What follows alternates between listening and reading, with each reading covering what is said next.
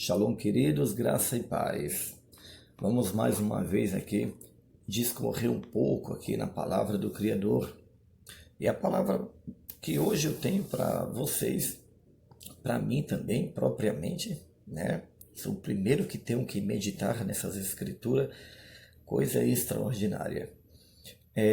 A carta de Tiago é uma carta extraordinária. Todo cristão, todo evangélico, todos que creem em Deus, deveria se ater a essa carta e ler ela, não uma vez, nem duas, nem três, mas ler ela. Leia, leia, sem limites. Leia, releia, leia e releia. E você aprenderá coisas extraordinárias e poderosas inseridas dentro dessa carta. Hoje eu quero me ater aqui ao capítulo 4. O capítulo 4, do 1 ao 10, traz um ensinamento muito profundo, né? Um ensinamento grandioso acerca de como que a gente tem que fazer para obtermos algo do eterno, algo do Criador. Existe uma forma. Existe uma forma. E se nós distorcermos essa forma para tentarmos burlar, com certeza não vamos obter sucesso. Não vamos obter êxodo. Vem aqui comigo. Ó. O versículo 1 do capítulo 4 diz o seguinte: de onde procede guerras e contendas que há entre vós? De onde? Senão dos prazeres que militam na vossa carne. Cobiçais e nada tendes. Versículo 2. Matais, invejais e nada podeis obter. Vivei a lutar e a fazer guerras, nada tendes, porque não pedes. Pedes e não recebeis, porque pedes mal, para esbanjardes em vossos prazeres. Olha só. Note que aqui o primeiro versículo está falando que muitas pessoas que vivem hoje em guerra dentro do seu lar, viver em guerra quer dizer não ter paz, quer dizer não ter sossego. Viver em guerra quer dizer viver inquieto, viver procurando, viver caçando, viver batendo a cabeça em muitos lugares. Por quê? Porque não tem paz. Porque almeja mais do que precisa. Isso é um fato que hoje vivemos em uma sociedade onde as pessoas querem mais, precisam de mais. Mas, na verdade, eu vos pergunto, precisamos ou queremos? Aí eis a questão.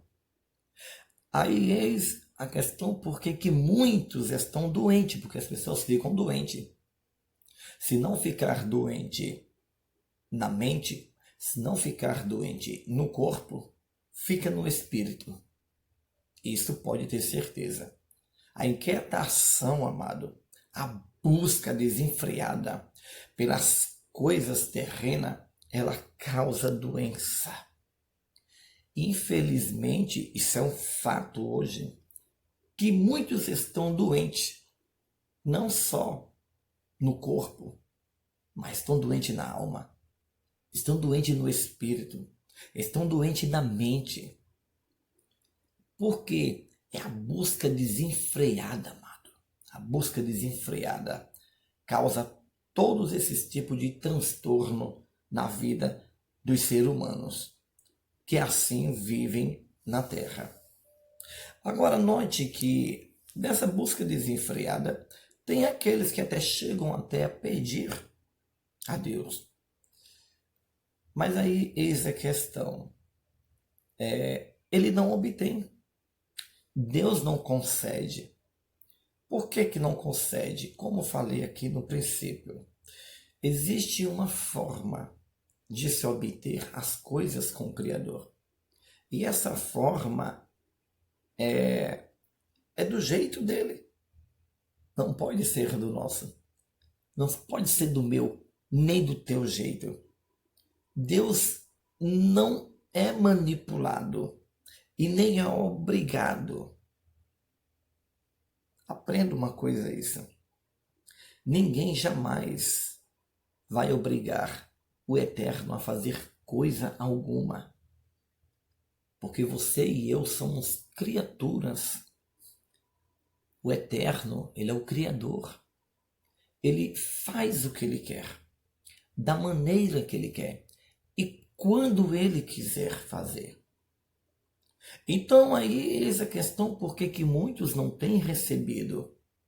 Porque como a palavra mesma aqui diz, que muitos pedem, mas não recebem, porque pede para gastar e se esbanjar nos próprios deleites. Quando diz próprio deleite aqui na palavra, amado, entenda que a palavra aqui está dizendo que você quer obter, quer ter, quer possuir, quer ajuntar, mas não para a glória de Deus. Não para que o nome de Deus seja engrandecido. Não para que você faça o reino de Deus avançar. Daí a questão. Quando muitos pedem e não recebem, é porque Deus sabe as intenções do seu coração. Sabe por que ele sabe? Veja aqui o que diz a palavra no versículo 4 do mesmo capítulo. Infiéis. Em algumas traduções, essa palavra infiel, ela vem como adúltero, né? Não compreendeis que a amizade do mundo é inimizade de Deus, ou contra Deus em algumas traduções? Aquele, pois, que quiser ser amigo do mundo, constitui-se inimigo de Deus. A palavra diz. E a palavra aqui revela os versículos anteriores, porque que muitos estão doentes, muitos estão afadigados, cansados, e se sentem oprimidos, e não conseguem, e não vão, de forma nenhuma, obter paz durante a sua vida, se não houver uma mudança, se não houver uma conversão. Você precisa converter esse seu pensamento, essa sua forma de querer, essa sua forma de entender as coisas. Tem que ser da forma que Deus quer, que Deus determina.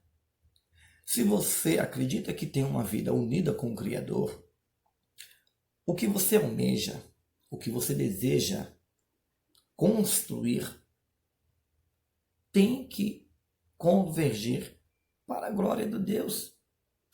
Tem que trazer glória para Deus.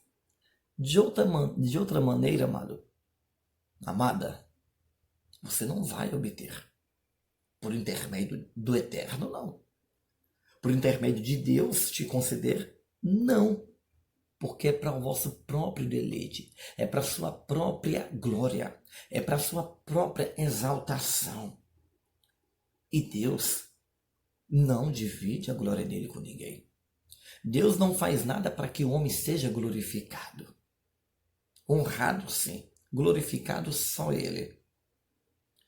Agora veja aqui, que o versículo chama aqui, a palavra de Deus, que as pessoas que agem de tal forma, elas são adúlteras, são infiéis, e que não receberão nada da parte do Criador.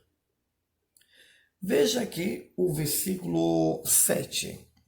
Vamos dar um pulinho aqui para o versículo 7. Sujeitai-vos, pois, é o conselho da palavra. Seria bom se ater a isso, dar ouvido a esse conselho. Olha, sujeitai-vos, portanto, a Deus, mas resisti ao diabo, e ele fugirá de vós. Você está entendendo a gravidade da coisa? Quando a palavra nos coloca aqui como um adúltero, como infiéis, ao mesmo tempo está falando, se chegue a Deus, se arrependa, desse seu pensamento. Se arrependa dessa sua forma de enxergar. Se sujeite a Deus. Se humilhe para Deus. Busque mais a Deus. Se atenha mais às coisas de Deus. Agora, note que também o versículo diz: resista ao diabo e ele fugirá de vós.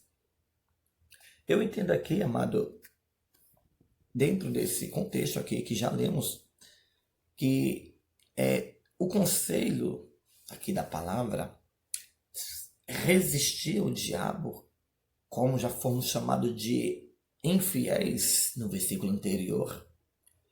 Quando está falando resista ao diabo e ele fugirá a vós, está dizendo que as nossas intenções são para agradar ao diabo e não a Deus. Você entende a gravidade do negócio? Quando você pede e não recebe porque pede mal para gastar no vosso próprio deleite, você está procurando glorificar ao diabo.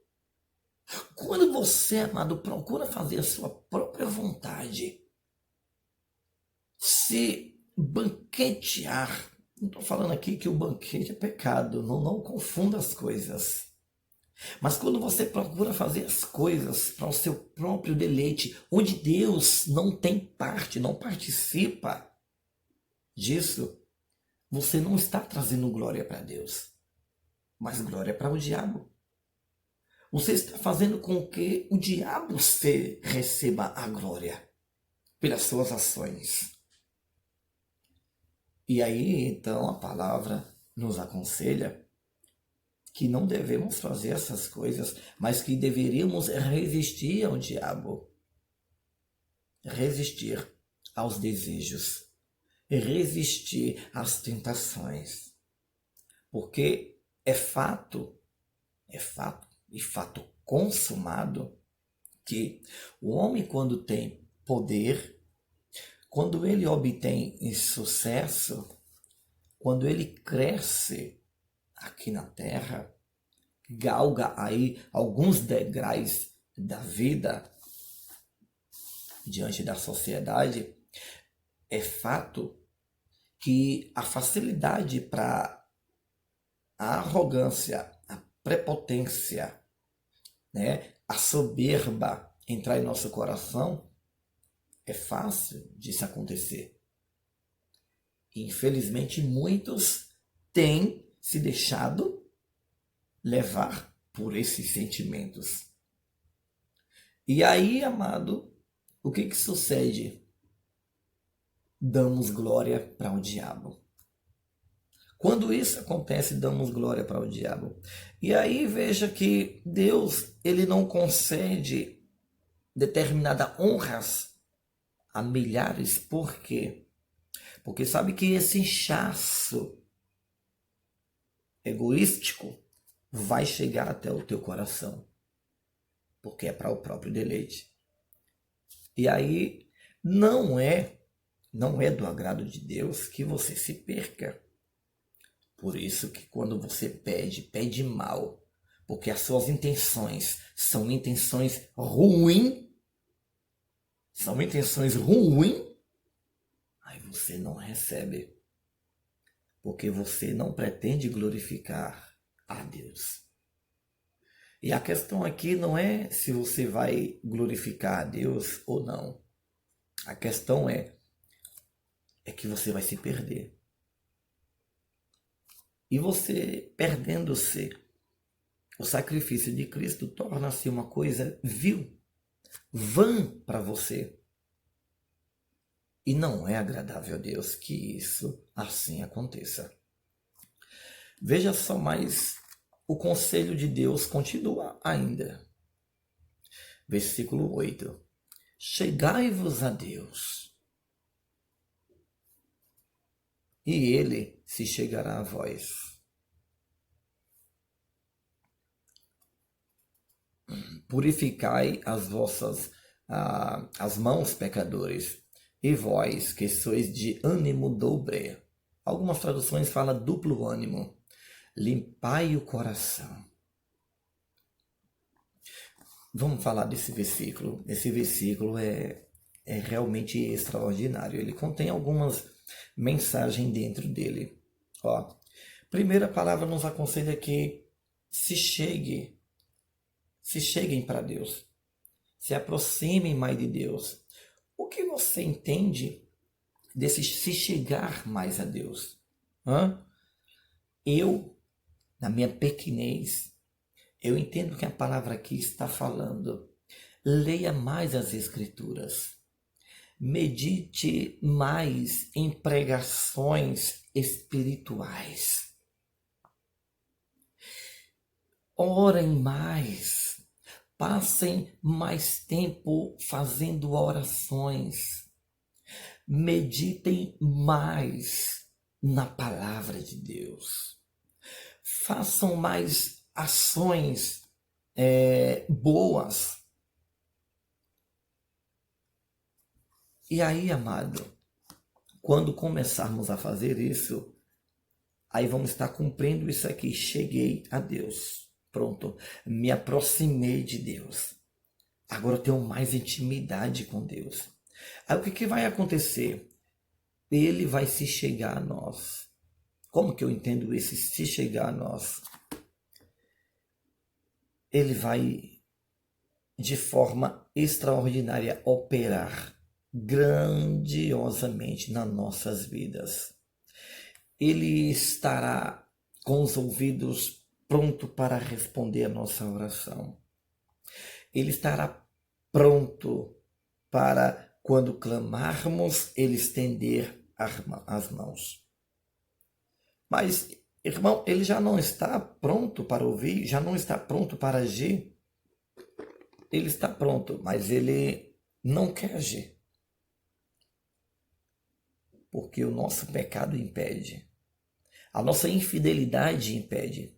A nossa associação ao mundo, o nosso se sujeitar ao diabo, ao sistema mundano, obviamente implantado pelo diabo, usando homens malignos com mentes macabras, o nosso se sujeitar a essas coisas impedem que Deus opere. Impede que Deus se chegue, que ele esteja pronto, que ele queira, na verdade, agir na nossa vida. Então ele quer, mas ele não pode. E ele não o fará. Você entende que a infidelidade para com o nosso Deus é gravíssima? Que os nossos pensamentos egoístas afasta o nosso Criador de nós e impede que ele haja nas nossas vidas? Não é assim que está escrito em Isaías 59:1? Leia lá que você vai ver. Ainda no mesmo versículo 8. E ele se chegará a vós. Olha só, mais um conselho. Purificai as mãos. Purificar as mãos. As mãos é tudo que nos põe em contato com esta vida. É tudo que nós fazemos é por intermédio das mãos. Mas onde que elas estão tocando? O que elas estão a fazer? É justo ou é injusto? Quais são nossos negócios nessa terra?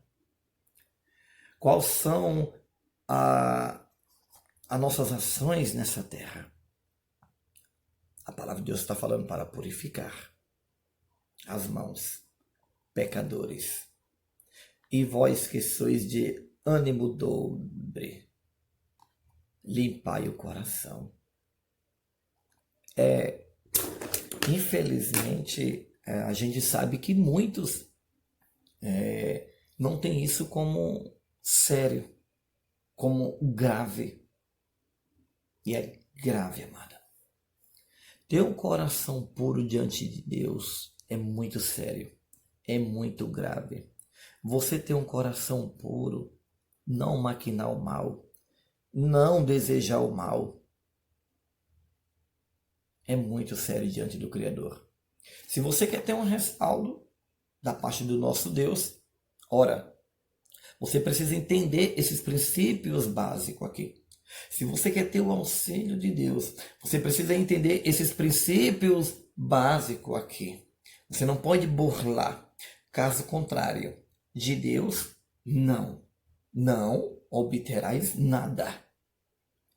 O amado, ou você desassocia do mundo, e não é fácil desassociar, traz transtorno para a nossa vida particular, né? Isso aí é um fato consumado. Traz muitos transtornos, traz muitas dores de cabeça. Mas o fato de a gente desassociar do mundo nos coloca também em uma posição elevada diante do nosso Deus e privilegiada, porque o Senhor, quando clamarmos, Ele vai nos responder. E mesmo se Ele silenciar, Ele está trabalhando em nosso favor. Essa é a diferença daquele que tem uma associação com o mundo, com o sistema mundano. Infelizmente, eu sou bem categórico em vos revelar isto. Infelizmente, a igreja hoje tem perdido bastante a sua identidade. E nós temos vivenciado um tempo em que a igreja, ela já não tem tanta diferença com o mundo. E aí a pessoa, a palavra de Deus, ela diz que são infiéis, são adúlteros, são traidores, porque eles vivem em sociedade com o mundo e ao mesmo tempo querem participar das coisas do Criador.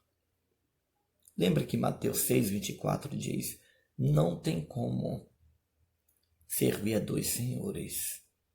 Ou você serve a Deus, ou você serve a Mamon, ou Deus desse século, dinheiro, riquezas, glamour.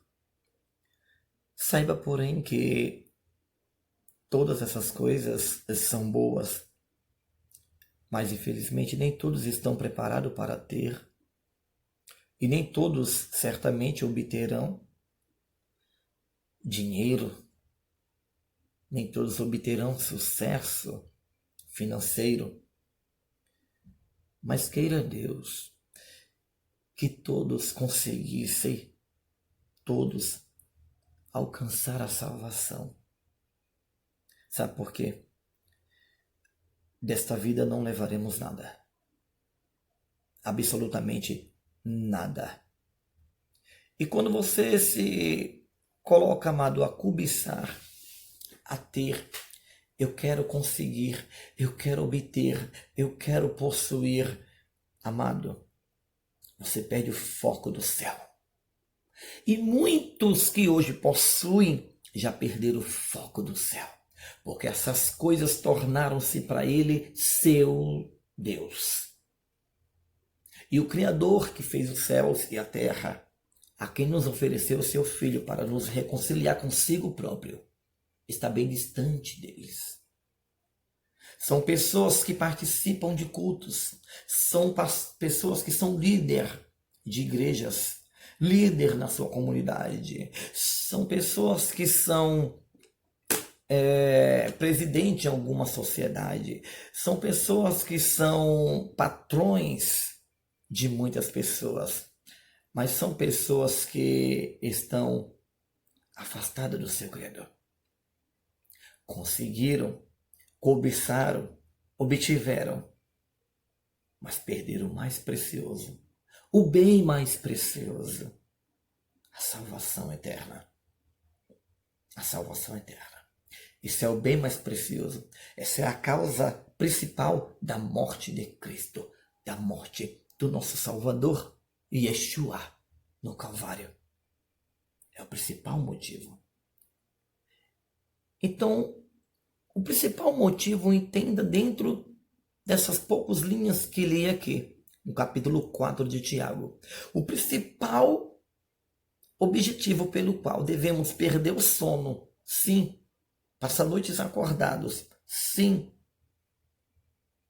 O principal objetivo é saber que estamos debaixo da potente mão do Criador e que a nossa salvação está garantida. Esse seria o principal objetivo pelo qual você deveria viver inquieto. Agora o versículo 10, para concluirmos. O 10 diz: humilhai-vos, conclui aqui. Humilhai-vos na presença do Senhor, e Ele vos exaltará. Humilhai-vos na presença do Senhor, e Ele vos exaltará, certamente vos exaltará. Não entenda esse exaltar com essa pregação da prosperidade, né? Com essa pregação do exagero que hoje foi implantada na terra. Não entenda. O exaltar com ser uma pessoa milionária, ser uma pessoa rica. Deus te exalta mesmo você não tendo posse, mesmo você não tendo dinheiro, não tendo conta bancária, mesmo você passando muitas das vezes por apertos. Quem diz que você não é exaltado na presença do Criador? Quem disse que as pessoas, para ser exaltadas dentro desse evangelho egoístico, egocêntrico que hoje é pregado, a visão é essa. O exaltar de Deus é te dar dinheiro, tá? É te dar saúde. É teu filho não estar na droga. É teu marido, tua esposa não está fazendo coisa errada. O exaltar de Deus dentro desse evangelho egoístico pregado hoje na maioria, pasmem, das igrejas. A visão é essa. E quando na verdade não é. Eu posso ser uma pessoa exaltada, honrada diante do meu Criador. Porém, eu não tenho um carro, eu não tenho uma moto, eu não tenho um bom emprego. Mas veja bem, eu tenho uma vestimenta diária, eu tenho o que beber, eu tenho o que comer. Eu vivo em paz com a minha esposa e com os meus filhos.